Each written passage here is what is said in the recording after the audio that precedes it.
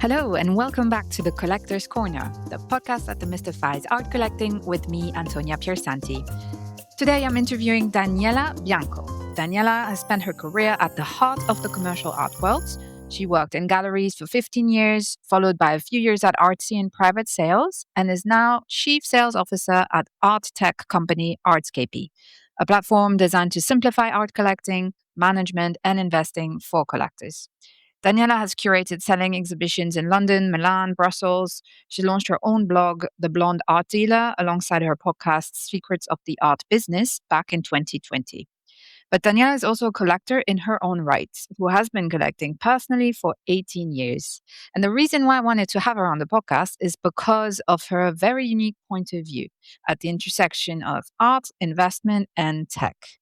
We were sitting on the terrace at Tate Modern, overlooking the Thames. I had my recorder and my mics. It really was one of those moments where I felt very grateful to my guests and how lucky I am to be able to pepper them with questions about my favorite subjects. And the conversation with Daniela did not disappoint. We talked about her views on the hierarchy of mediums, why collectors should consider art as an asset class, art advisor red flags, and the, in her view, problematic buy one, donate one gallery model, which I didn't know about. This is among many other topics. And what came through every time is Daniela's dedication to helping collectors, both new and established, make empowered decisions so they can really focus on building and enjoying their collection. I stop here for now and leave you to enjoy my conversation with Daniela Bianco. Okay, go on, say something. It's very windy now. Okay, it's perfect. It's perfect. It works Can you well. hear? Yeah. I can hear the wind, but it's actually nice. It kind of adds a little dimension. Yeah, exactly. In the age of AI, it's nice to have some real world sounds also in the background.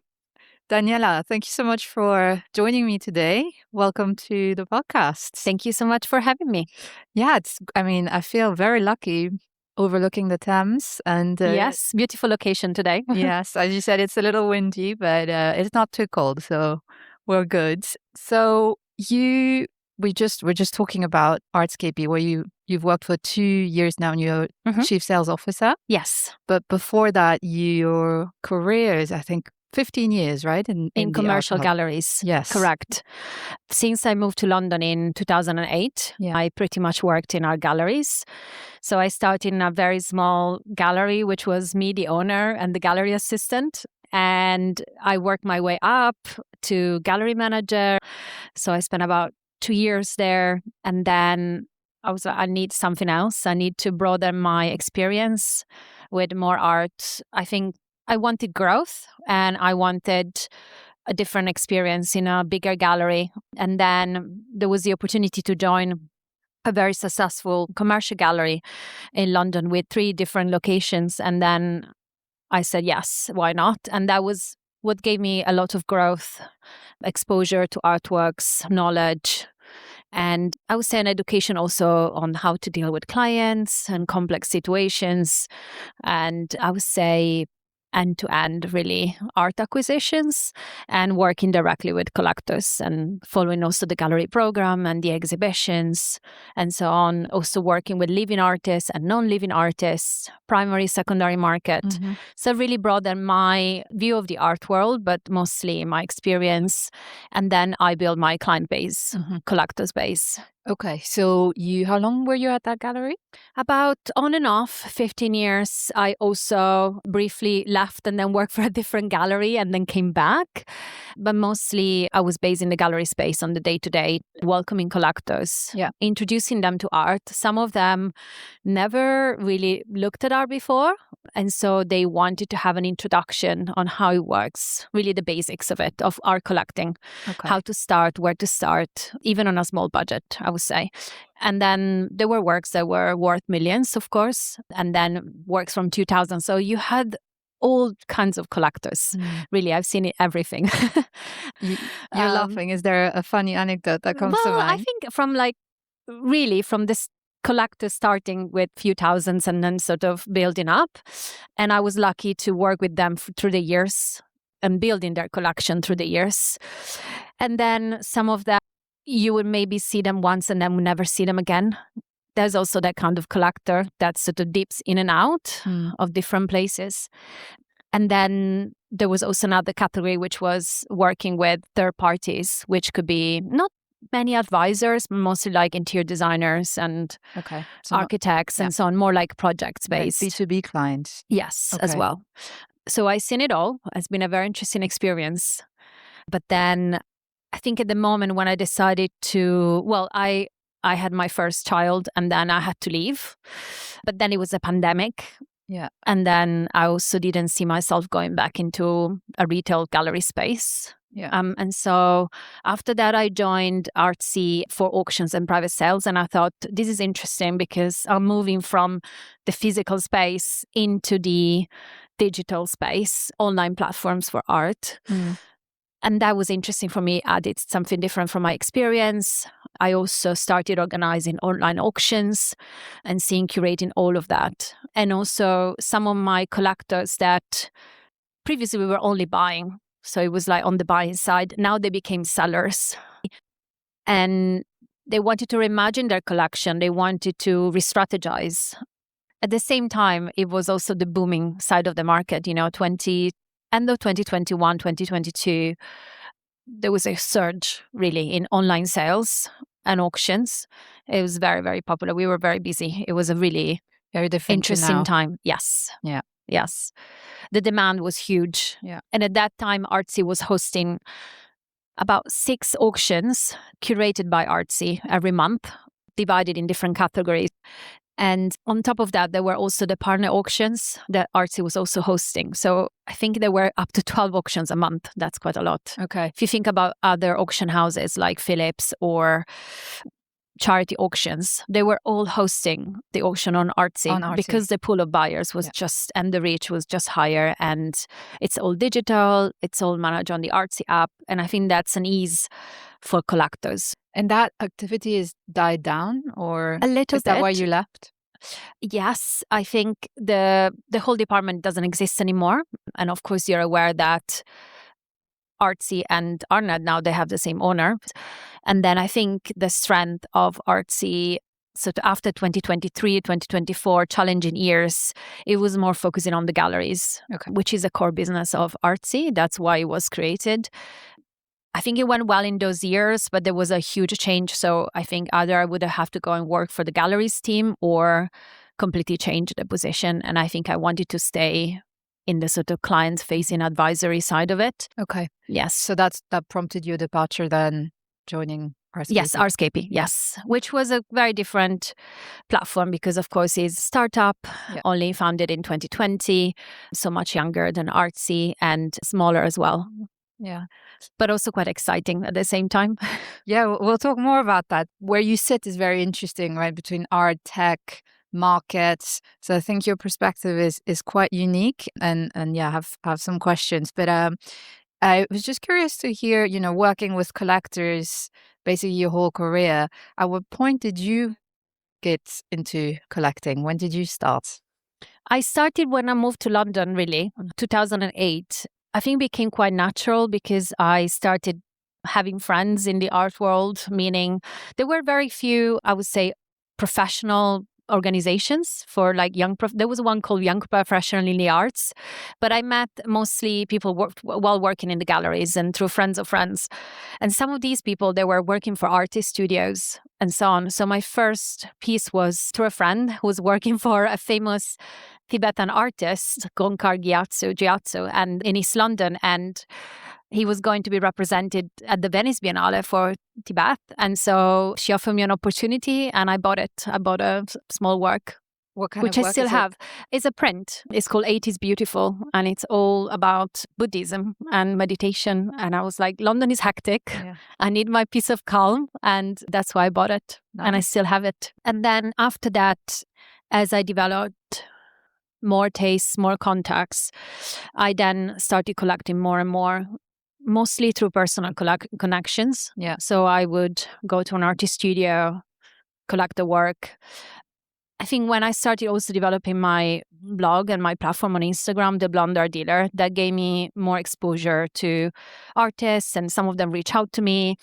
They still do. And so sometimes I just go and see their works in the studio, and then I collect the work and I support them. Okay, so you do buy from the studio directly. Yes. You don't Yes. necessarily wait for gallery representation. Yes, and then I also started buying online, on Artsy, on different platforms. I never bought at auction. Maybe I will in the future, but never happened. You follow auction results though? I do. I pricing. have to. I have to for work. Yeah. So sometimes I do spot good deals, and I'm very tempted. But yes, no. And it's not, I don't think it's a confidence thing. It's just, I think I just want a more personal touch sometimes. Yeah.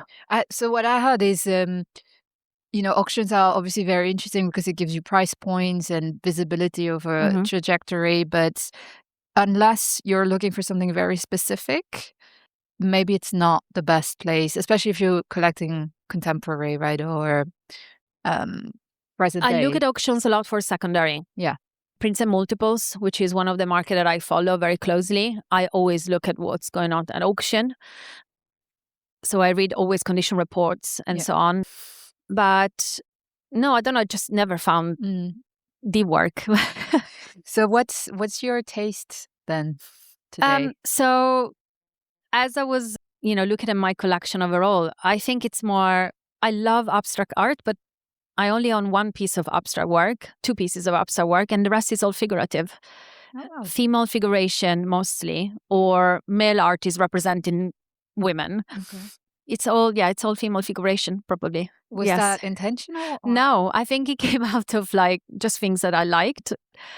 Yes, I think things I connect with. I would love to own more abstract works, but I'm quite selective. What I choose has to have real depth and real meaning. So yeah, mostly it's figurative works. How has being an art professional influenced your collecting? Makes you very selective, makes you ask lots of questions. What sort of questions?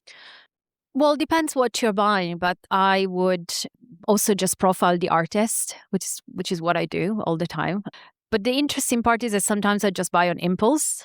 Oh, you do? Yes, because even if you don't know the artist?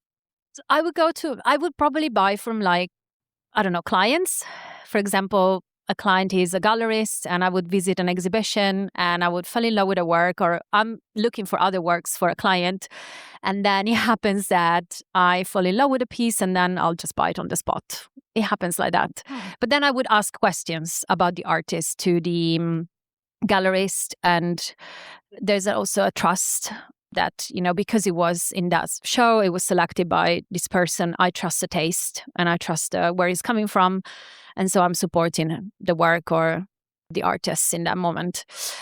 I buy also from art fairs. I recently bought 2 photography works from Photo London.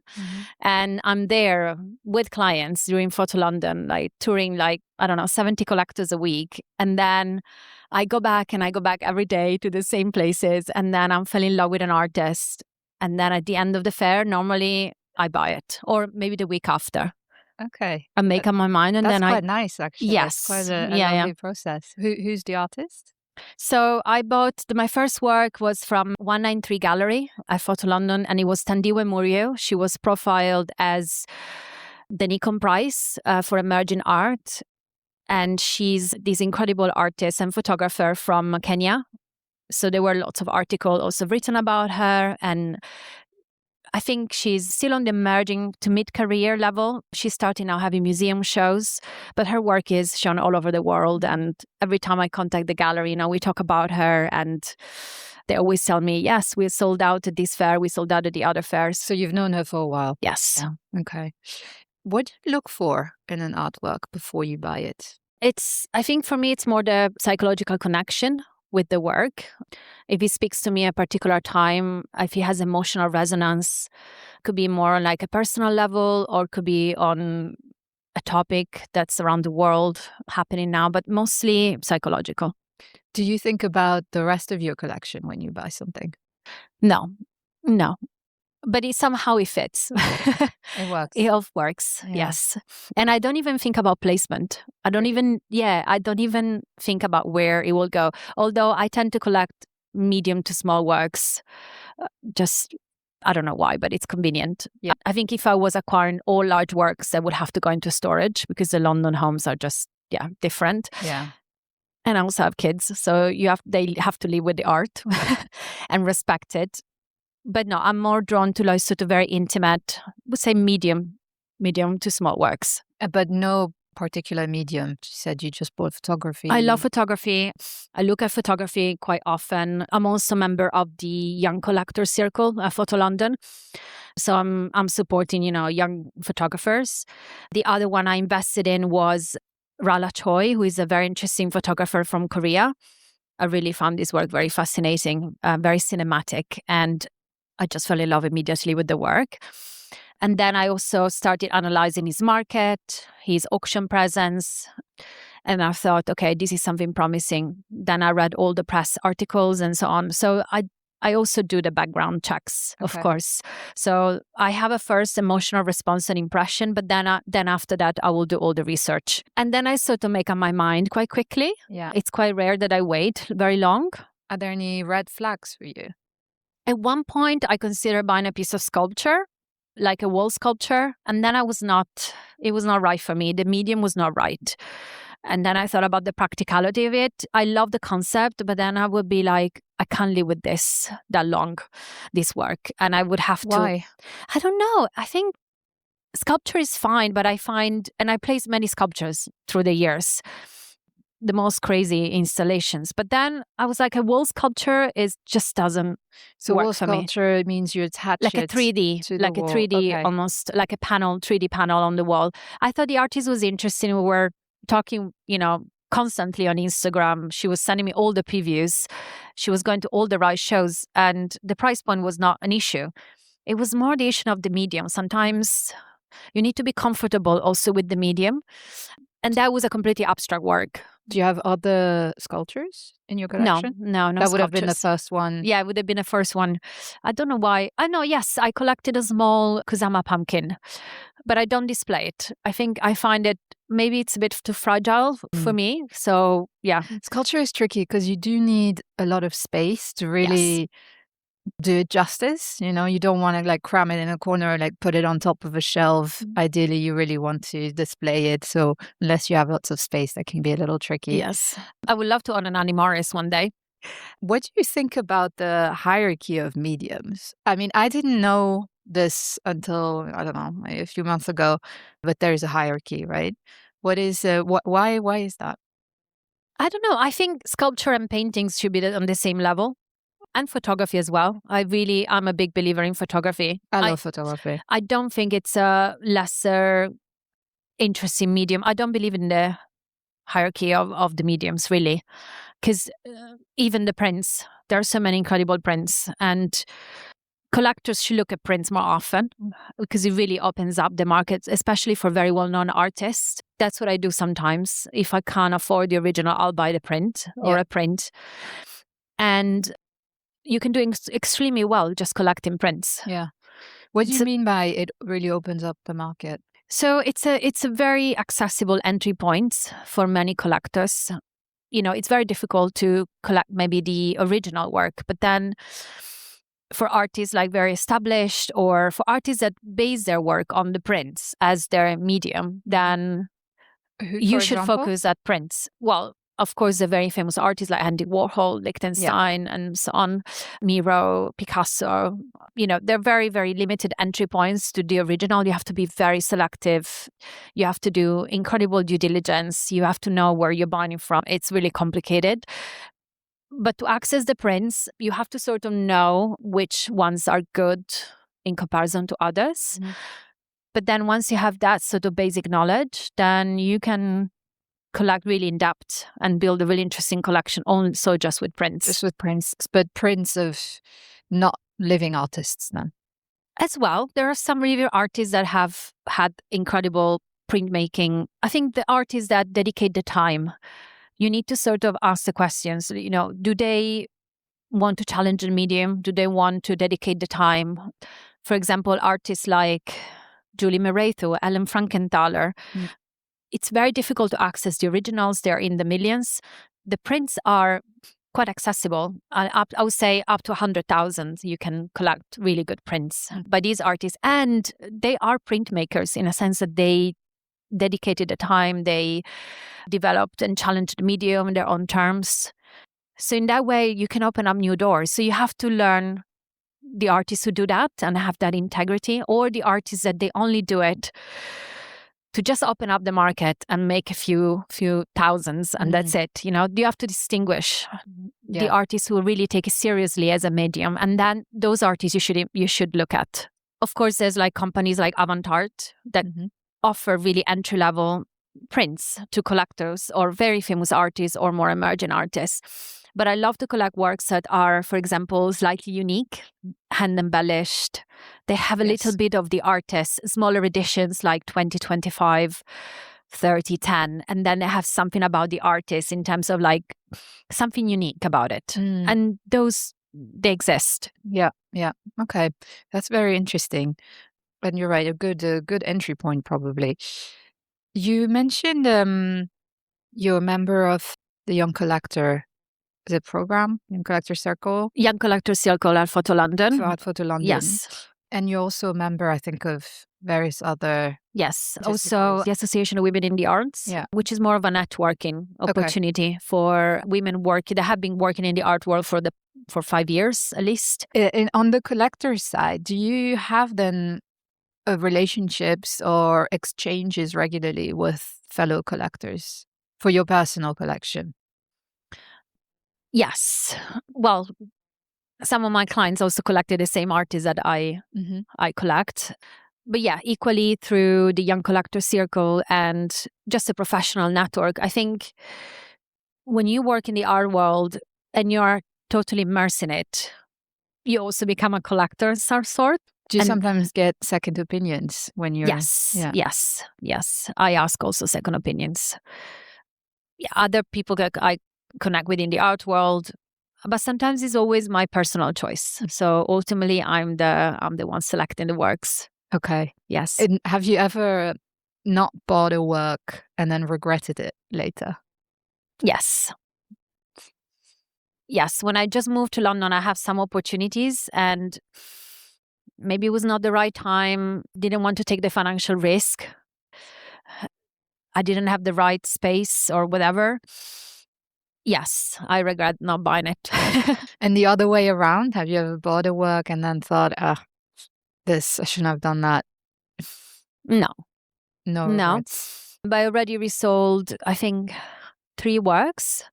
Just there were opportunities, and that's it. There were opportunities to sell? To resell it at a good profit, and I was like, why not? Because I can always... sometimes find I sort of watch them closely because I might rebuy it because I miss it. Yes, if I found it at the right price, I might or change slightly. Yes, but it would have gone up then, no, compared to the first time you bought it. Yes, maybe. Yes. So you do regret selling it a little bit sometimes. Yeah.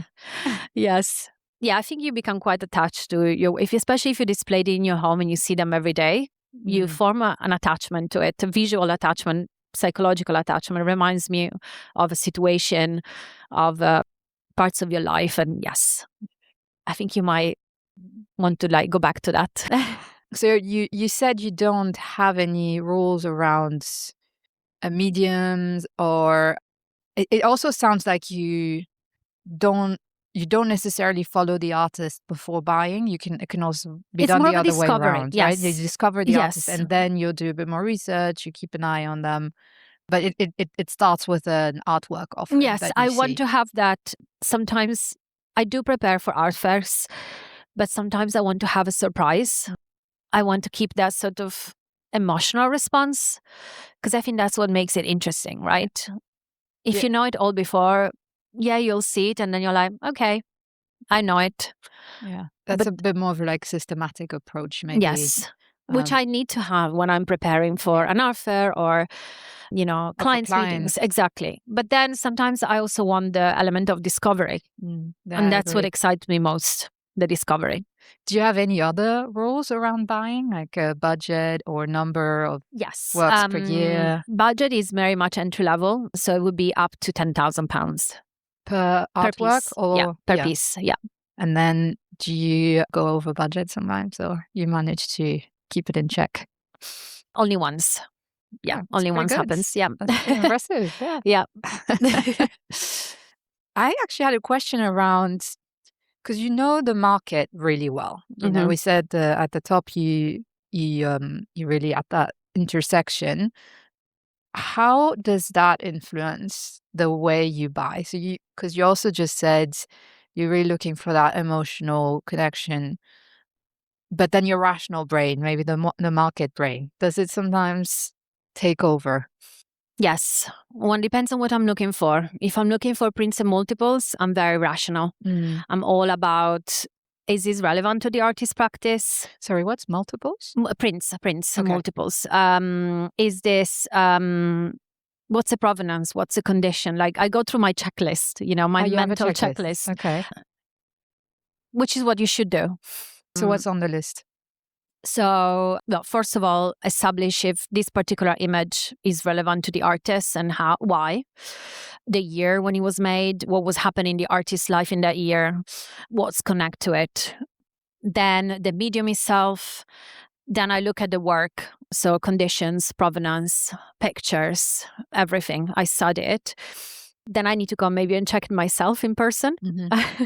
So if it's in London, 100% I need to go and see it. If I'm buying it or if I'm sourcing it for someone else, always trusting, my eye. There might be more questions as well for who is selling it. And then after that is really simple. It's going to be like a very clear yes or no, but I'll do all the research before. So that's the checklist you have for Yes. prints, but you don't apply that. Or works on paper in general. Paper as well? Yes. Because those are very delicate. I think I collect a few works on paper and they are, fairly delicate. Then I'll go into like framing and all of it. I'll think about all of the rest. And I always go to like my trusted places and I always spend actually a lot on it because I believe in the conservation and the long term part of like collecting prints, works on paper. Once you get a good piece, you need to, think about conservation. Yeah. So then you have to think about, even photography, UV filtering, museum frame, what's the backing. So I'll go into the technical side of it. And when I advise clients, I always talk about that as well. Because when you buy at auction, sometimes you find good deals, but then the framing is terrible. So I always say, okay, let's go to like a specialist framer. And I know where the good frame is in London for certain artists. And then we would, you can spend like 1,000, 2,000 just on like redoing all of that. But it's really money well spent. Because like into the longevity of the work, once you got a good work, you need to really think about that. So you do that for prints, paper, and photography? Photography, yes. A photograph they acquired from the gallery. Well, I shipped it unframed because it would be cheaper. Okay. And then I decided to sort of mounted it on debond, which is what photographers do. And that's a very high quality to maintain the print. So what is that? It's like almost like a backing, like acrylic backing. So you have to go to specialist framers to do that. So they put almost like a board. He becomes like a board. And then you frame with UV protecting glass and everything like conservation. So I'd rather spend more on that and then knowing that the work will be maintained. It really breaks my heart when I look at really interesting, important works and then collectors just, I just got this at auction and then like the glass would touch the print or the frame would be almost like an IKEA frame. And I'm like, you're spending thousands buying this work and then you don't think about the rest. You have to. But sometimes collectors are just thinking, I just got this work from an auction house. And I'm like, well, the auction house just put it in a very cheap frame just to display it. You need to change it. Or maybe this work has been in a frame for 10, 15 years. You need to change it. Like the standards have changed. You have to take care of it. So I think collecting prints, works on paper is part of that. Photography. I think many people also don't collect photography because they're scared maybe of like, I don't know, conservation. Will it fade? Will it not fade? There's ways, of course, to prevent it. A little investment that you have to make at the beginning. Yeah. This sort of brings you longevity into the collection. It's funny because as I'm learning more and more about this topic, I feel like there's this money you spend on the work itself, and then there's so many adjacent costs, be it, shipping if you're buying from abroad, or conservation related expenses, insurance, all these types of things. I don't think people know. Yes, there is a lot to think about. I think it's our job to make this seamless and easy as an experience. And that's what platform like Artscapy do, because it's one platform where you can have the most competitive shipping quotes, and then you have storage if you don't want to display the work in your home, insurance, competitive insurance. There are a lot of costs that add up, but also you have to be a bit smart about it. There are always alternatives. You have to think a bit creatively and look at what's the best way to ship this work. Do you have to unroll it, ship it in a tube, restretch it? Not ideal for the work, but maybe you save thousands on the shipping. I don't know. There's so many ways of thinking about it, and talking to someone else, I think, will help. Yeah. You don't have to do it all on your own. Some galleries don't want to deal with it. You're like, okay, you bought the work, that's it. That's in your responsibility. Even auction houses sometimes. And we are in a group of collectors whereby they always complain about shipping and auction houses. The quotes are outrageous, and I'm not going to buy these anymore from this auction house because they're very difficult and very expensive. And so it's could be sometimes a barrier, I think, for many collectors, but you can figure it all out. It's easy. So, we talked a little bit about the responsibility to the artwork almost, but do you think collectors also have a responsibility to their time, to collect in their time, to maybe support artists of their time? How do you personally think about that? I think collectors nowadays have more power than they had in the past. They have more visibility. How so? They're much more, how can I say, social. So before, I think collectors were very private and they wouldn't talk much about it. Maybe you would see a collection at auction, or you would see it sometimes displayed in a museum and so on. But now you can do it every day through social media. Why do you think that is, that they used to be so private? It's more about culture, and I think everything before was very private, more private, and now people share more. So they have a generational thing. Exactly, maybe. It's a generational thing. I think sometimes there's also pride in doing so. There are several collectors that they really share everything that they buy and say, oh, I just acquired this. These just enter my collection. And they do it with pride. And I think that should be celebrated. I agree. And I do that myself as well. Like every time I discover an artist I'm excited about or I just acquire a work, I tell about it. And I think it's nice to share it as an experience. Yeah. But it's also interesting for other people to know what collectors have and to understand how they developed. It's a very unique experience. So to discover how someone did it, there's so many collectors now, they go into interior design magazines. And I love that. There's a lot of overlap between architecture and art. And I think that becomes visually very appealing, and people should totally live on that. It gives you also ideas, Yeah. Some collectors are very daring. Yeah, that's super inspiring. Yes, I find that inspiring. Yeah. You see maybe an artist from the past pair with contemporary, like photography, for example. And some people think in that way, but not everybody does. Yeah. So I think it's nice to see that visually and to think, oh, that's possible. That's possible. And so I think it will make collectors more open to other ideas. And the more people share that, the better it will be, I think, for the whole ecosystem. Because ultimately, it's also hugely beneficial for the artist, right? Exactly. And also you see art in a different context. When you see it in a museum, but mostly in a gallery, it's very pristine and all looks the same. It's always like that sort of white wall. But then when you take it into a home, it's completely different. Yeah, that's completely. True. So that changes also people's perception. And when they see it that way, they're like, okay, this is interesting. I can see myself collecting these artists. Talking about Annie Morris, you see Annie Morris in the gallery. Okay, it's visually beautiful. Go and see it in a home and how it integrates with the space. I mean, that's even stunning, that's much more powerful. Yeah. That's so interesting because, you always hear how, art is supposed to be lived with.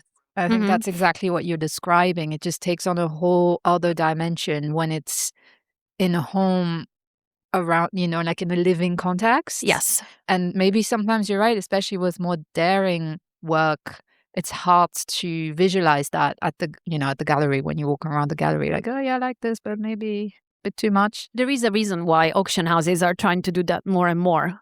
How do they do it? I mean, if you look at, for example, when they did the Carpida sale, they recreated the whole house. Oh, wow. And how it was displayed. And that's why that was so visually also powerful, to recreate the whole apartment and how the art was displayed next to what, and even furniture and, the vibe of the room was brought back to life. And I think that's what made it really, really interesting. So when they make that effort, it's very powerful. Let's talk a little bit about the market side of things. Do you think art should be thought of as an asset class? I think yes. I think it is a tool. It's an alternative asset class. So it's volatile. And I would always talk to collectors about diversification of a portfolio, if you're looking at it that way. But you have to be prepared to carry some risk, right? But I think you have to also be open to the fact that it can be treated like any other asset class. It's a very particular one. And we all know that. It's not a great one. Sorry? I don't think it's a great asset class for... It's alternative. So... Yeah. But if you think about other asset class, yes, it's not the one that would perform the best. Yeah. No, for sure. And I guess if you start thinking about art as an asset class, your portfolio is probably already diversified to the max and you're just maybe sprinkling in some art. So what we are giving now to our Artscapy collectors is an overview of their collection in terms of the value. So when they upload their collection on Artscapy, and they're able to see the value of their collection and also able to see which works are going up. How do you do that though? Because the data is not... It's not always available. It's not perfect, of course. We just developed this model. But with AI, we can access secondary market data and primary market data, and also information about museum and institutions, which sometimes they affect, well, most of the time they affect also the value of the artworks. It is a model, so it's not 100% accurate, and it can be. It's just a model. But it will give you an overview of some opportunities that maybe lie in your collection. So, in case you want to sell. Yes. Okay. What we want collectors to be is empowered and informed.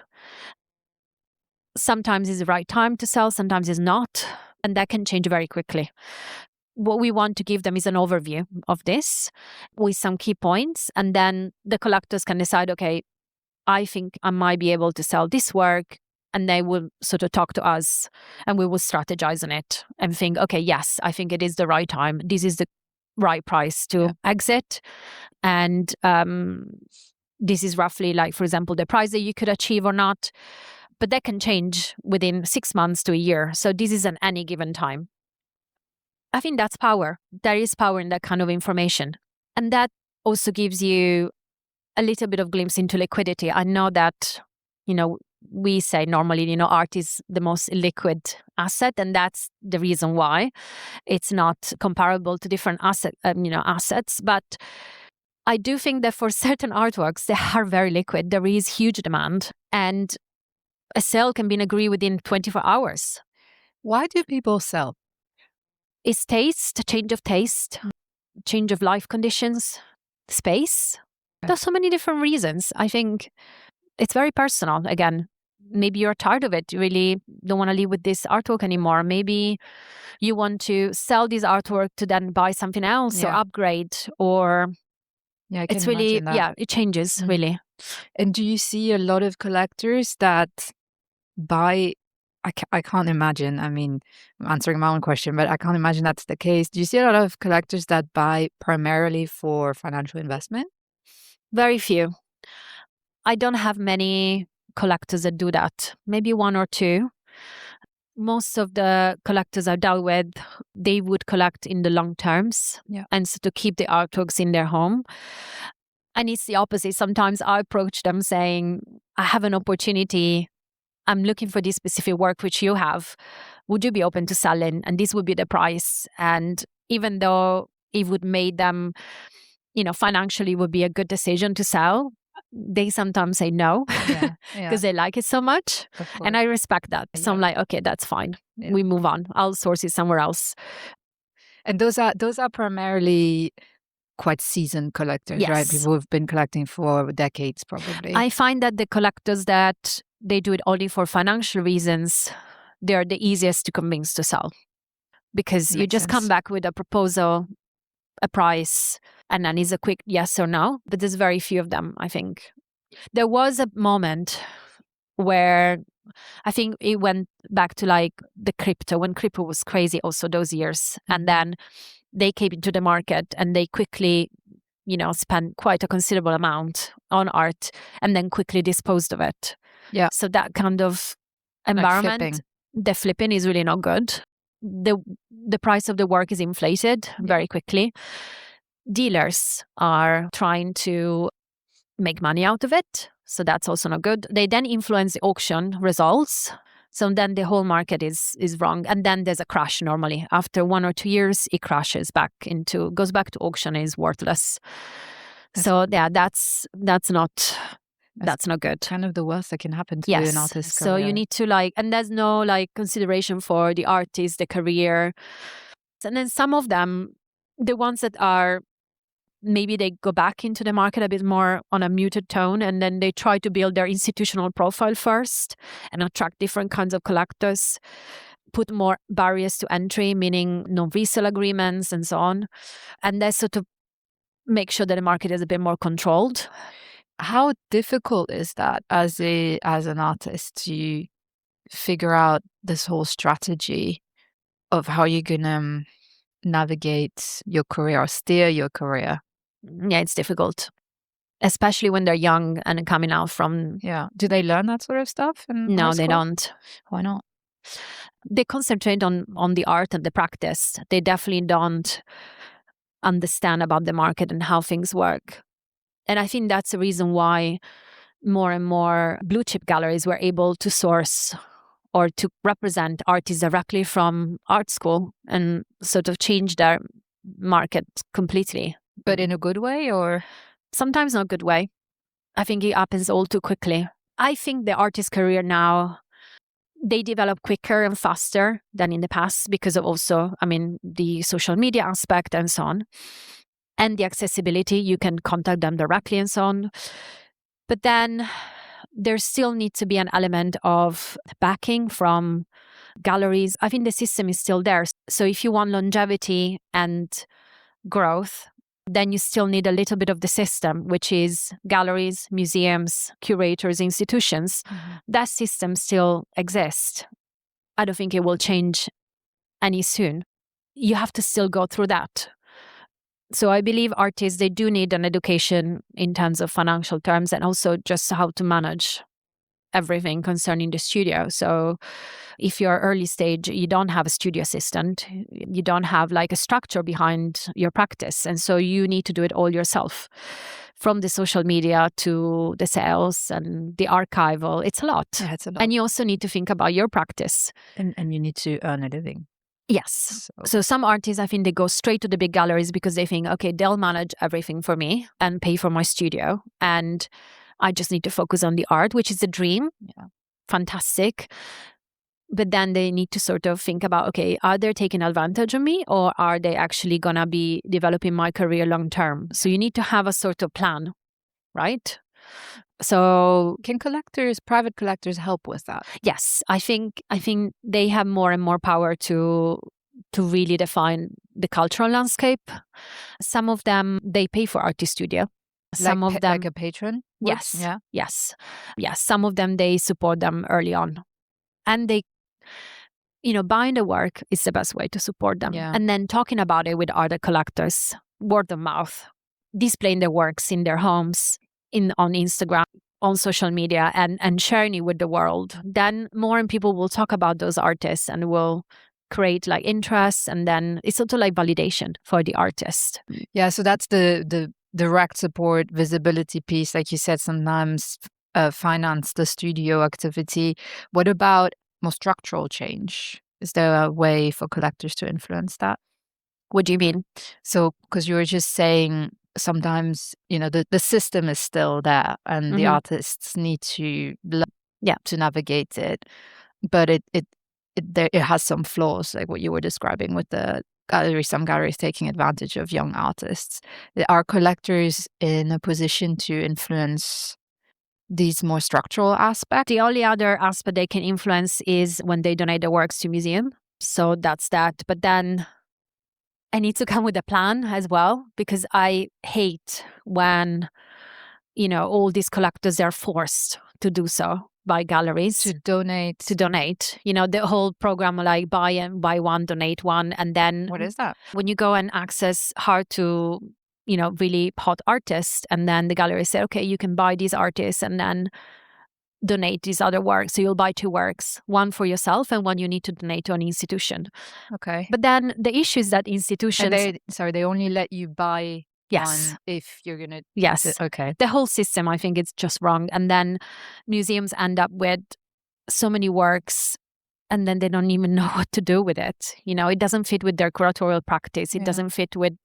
And they just go into storage. So that's super sad. So that model needs to work on the basis of what is relevant, or even better, the museum asking the collector to have that specific work. So is that a way for galleries to push the institutional career aspect of their artists, but with not necessarily acknowledging whether there is, like you said, whether it fits in a program or if there is institutional demand for that artist? Yes. So that's kind of then left to the collector to figure out. Yes. Okay, interesting. I didn't know that was a thing. Mm-hmm. So shifting to the more early stage collectors now, in your experience, were there any mistakes you made early on, or any things that you learned over the years where you thought, well, I wish I'd known this, a few years back when I started? Probably, no, I don't think I made huge mistakes. I don't think so. I'd leave with most of the works that I bought. Maybe could have, instead of acquiring 3 or 4 emerging artists, I could have maybe waited and with the same budget, I could acquire maybe 1 work of more well-known artists. Maybe that. Thinking strategically about, Yeah. Do you do that now? Yes. Yeah. I wait longer now. It's less sort of impulse, more strategically thinking. Yes. I think sometimes waiting a bit longer, looking where the artist develops and trying to acquire, the works that are relevant. Also, sometimes with contemporary artists, the practice changes so much. So sometimes you have an opportunity that comes very quickly, but it's an earlier work. Sometimes waiting a bit longer and trying to get the primary access of a more relevant work, more representative of the artist's practice is better than going on the impulse of buying it straight away because you have the opportunity. So that can happen a lot with contemporary artists. They can change style quite quickly. And so your work loses relevance. You mean when they're in the early stages and still developing a little bit? Yes. I heard that's a massive, not red flag, but maybe yellow flag. Yes. That when the style isn't set yet or hasn't developed or matured enough. Yes. And then you end up with an artwork that is nothing like the style of that artist. That can have also appeal. Yeah. In a sense. I guess, These are I collected the early work. I think it's easier when you look at abstract art, but when you look at figuration, artists normally develop and evolve and perfection their technique. So in that sense, maybe careful with that aspect. Can you fall into the opposite trap though, where an artist sort of box themselves into one specific style and they can't do anything else because nobody will buy it because that's not what they're recognized for. That's also can also happen, I guess. So another red flag for me is when an artist just does too much too soon, when there are too many exhibitions, too many art fairs. Okay. Why? Sometimes I think artists, they need that quiet time. They need to maybe do one exhibition every year, every 2 years to allow them the time to develop the practice and also to evolve. Otherwise, what would they do? They would do most of the same, almost like a stamp. And then that doesn't allow, because you go with that commercial aspect, it doesn't allow the time or the thinking, the critical thinking to then evolve in their practice. So when I see an artist doing too much of that, I'm like, let me see what's happening with this artist. Like, why there's no evolution? Why is Kim's doing all of the same? That could be the case for a number of years, but normally after that, there is an evolution. So I'm so pleased sometimes when I see artists and then I visit their studio, then I come back and see, okay, there's been some sort of evolution here. There's been like a depth in the practice that was not there before. That's, I think, a really, really good sign. What sort of challenges would you say collectors face today? Like new collectors? So we talked about the fact that before we didn't have access to data and to that. I think now we have a lot. You're giving me the perfect segue So to my next question. So many platforms now popping out every month, here and there. And as much as they pop out, then you download the app and then 3 months later, the app is not even there anymore. So who are the ones that are trustworthy, thinking long term, thinking about the collector, not just the commercial aspect? Do you have any favorites that you personally use other than Artscapy? Yes, so Artscapy, then Artsy. I still use Artsy quite a lot. Use it for data, essentially? Yes, and also to discover artists. Yeah. I quite like the sort of emerging section that they have, Vanguard, and so on. So yes, I use that. I use Artnet a lot for data and to check the auctions. Mostly also the art newspaper to read more about the news. Observer, the art newspaper. Yeah, read more about the articles. For example, in the Venice Biennale, they're amazing. The art newspaper, they cover the whole Biennale. So there'll be incredible articles about pavilions, artists, curators, and so on. So that's very important to follow all of that. A bit of Financial Times. Yeah, the sort of art market section. I think it's hugely important to read those opinions. There are a few key journalists which I always follow and always, read their views. In the FT? Yes. Okay, interesting. And so in a way, there is more data, there is more transparency. Does that, information that collectors have access to, does that truly democratize collecting, though, in your opinion? I wouldn't say it's democratic. I would say there is more information around. It's how do you use it? What do you make of it? I don't think they give you necessarily more tools, but they can develop critical thinking more than before. Definitely, yes. Yeah. You kind of still need somebody to explain all this information to you, or like contextualize it. Yes. And sometimes you need the insider information, like when you talk to galleries, when you talk to curators, sometimes they have news about certain artists saying, oh, in 6 months' time, this artist is going to have this exhibition in this institution. And it's important sometimes to know before, because when you arrive there, it's almost too late. So I guess you can be more thorough in your research and your quote-unquote due diligence. Has that changed a lot then compared to when you started collecting? For you personally, maybe not, because you are already an insider at the time. But what about your clients? Do you see a change there?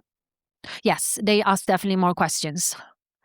I was sometimes preempting them, like saying, okay, I already did these checks. This is all in line. This is all fine. But sometimes they ask more and more questions about all of it. I think there's more awareness, which is great because that avoids mistakes. Yeah.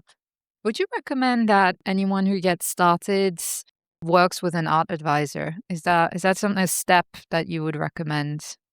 Yes, but there are good advisors and bad advisors. So that's the other due diligence. Another due diligence. How do you recognize a good advisor or differentiate from a bad one? The good ones, they give you transparency. And the good ones, they'd want take commissions from two sides. They won't do that. They will take it from one side. They will work with either the seller of the work or the buyer of the work. They choose their side. Yes. Okay. And they are transparent, saying, okay, we're acquiring this for this. This is our fee. And this is what you're acquiring at. And transparency, I think, is key. Trust. That's how it builds trust. Yeah, you need trust. You need trust. Yeah, for sure, in that market. You can also work with multiple advisors. You don't need just one. What's the business model of advisors? How do they get paid? How's their fee calculated? I think it varies. Depends on the advisory, depends on the advisor. Go with organizations. I think when you're going with one person advisor is difficult unless you really trust in them for many years and you know their trajectory and you work with them before. But there means so many cases of art advisor that I even like look up and admired, and then 3 months later you read in the paper. I mean, look at like Lisa Schiff and so on. So there were so many cases of, yes, advisor that sort of took advantage of clients. I think as a collector, always know where the artwork is. Don't give them too much power if you don't know them well. Let's say you give them the power to acquire works and then control it physically, like at least take possession of it, put it into your own storage or put it into your home, facilitate the transaction, but then have a physical sort of reconnection of it. It amazed me that these are some advisors, they were giving so much power to control, the physical stock, control the financial side of it. So always ask for like transparency, always ask for like proof of purchase, proof of provenance and so on, document, and keep track of everything. Just understand the fee structure and how they work. Because that varies. A good advisor will be transparent with that. Yeah. Okay. And also will give you justification on why that price. A good advisor would know. They would have done market research. They would have looked at comparables for the artwork. Yes, they would have maybe talked to the gallery where they're sourcing from, or they would have talked to the collector, etc. They will give you a lot of justification about that. They will have certain points. If they don't, go away. Run. Yes, there is, the famous Gmail advisors, which it's also damaging for us if we're trying to source. So what's a Gmail advisor? Oh, yes. So there are ones that they want to be advisors, but because it's an unregulated profession, again, open a Gmail account that, okay, I'm an advisor, whatever. So you don't really know how are they compliant with, AML and so on? Are they registered? Is it a registered company? You need to check all of it before you give your your assets or your money to someone and to act on your behalf as well. That's hugely important. Okay, I've got a couple more quick fire. What's the last work you purchased? So the last work was by an artist called Lindsay Ball. She's a British artist. I think she's massively undervalued. And I was doing an exhibition in Fitzrovia, curating a show for Artscapy called Women in the Picture, and I decided to acquire one of her work from the show. Nice. Yes. You discovered her when you were curating that show? Yes. Do you think you'll curate more shows? Probably next year. No, later in the year or maybe next year, yes. Oh, that's exciting. Very cool. Yes, that takes a lot of time. I can imagine. Who's one artist you're excited about, but you haven't acquired anything yet of theirs? So I'm very excited about abstract art. So there is an artist that I really like called Isabella Amran, which I really love. There is another artist called Alexis Ravelau, I think, who is more into figuration. And then, yes, more of these artists, more emerging. You followed them for a while? for like the last 2 years. Where did you find them? Degree shows, gallery shows, and so on. Cool. Yes. And how would you describe your collection in one word? Unapologetic. Tell me more. So I think it's really what I love in that moment, the emotional response that an artwork gives me. And yes, it's the emotional layer behind each work, the connection with it. And who's a collector that you admire personally, or you look up to? I admire Valeria Napoleone. Her name keeps Not coming only up. because she's Italian, but also because during one of the events, the professional Women in the Arts events, I had the pleasure to visit her house and to meet her and to see the collection. And I was blown away. Here, her house here in London. Yes. Okay.